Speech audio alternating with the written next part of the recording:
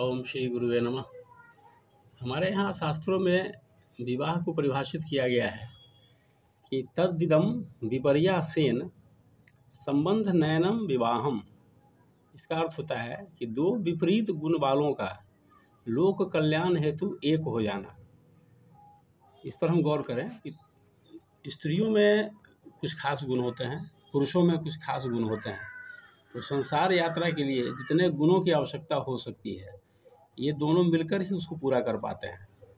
इसलिए विवाह की स्थापना की गई है, विवाह संस्था का निर्माण किया है ऋषियों ने। ये विवाह कोई हंसी मजाक नहीं होता है, ये 16 संस्कारों में एक है, जिसे पानी ग्रहण संस्कार या विवाह संस्कार भी कह सकते हैं, इसे कहा जाता है।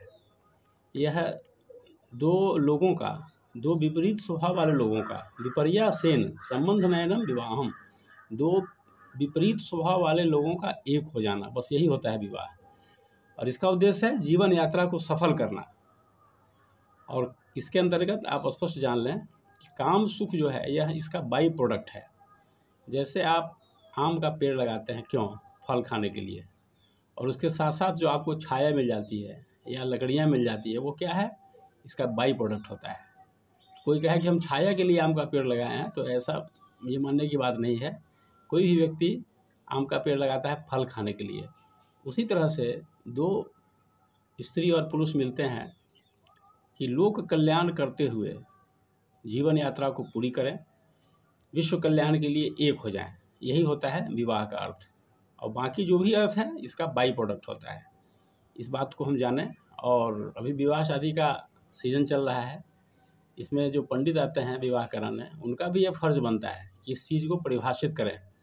क्योंकि हमने देखा है गांव घर में जो शादियाँ विवाह होते हैं, उसमें पंडित जी केवल मंत्र पढ़ाते हैं। उस मंत्र का क्या अर्थ है, क्या औचित्य है, क्या भाव है, ये आजकल के पढ़े लिखे लोग न सुनना चाहते हैं, न सुन पाते हैं, न पंडित जी कहना चाहते हैं।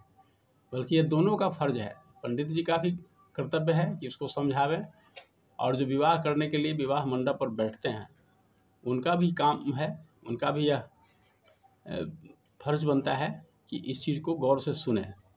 नहीं तो फिर विवाह का कोई औचित्य नहीं हो जाता है। जो बाई प्रोडक्ट है उसी को हम लोग मुख्य मान लेते हैं। यही कारण है कि आज मेरठ वाली घटना घट रही है, और बहुत सी जगह इस तरह के विवाह संबंध में विच्छेद से संबंधित जो घटनाएं है वो घट रही है। एक जिला स्तर के न्यायालय में प्रतिदिन 10 से 15 मुकदमे वैवाहिक आते हैं, मतलब विवाह संबंधी मुकदमे आते हैं प्रतिदिन। अब आप जुड़िए, गुना कीजिए कि भारत में लगभग 800 जिले हैं, महानगर हैं, ये सब मिलाकर प्रतिदिन इतने मुकदमे आते हैं।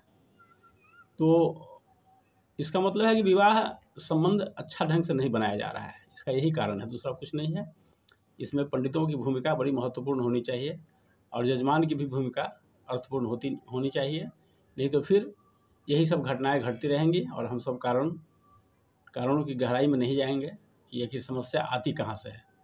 इसलिए आप सभी से निवेदन है कि इस चीज़ को समझें और किसी के भी वैवाहिक जीवन को सफल बनाने का सब प्रयास करें। ओम शांति।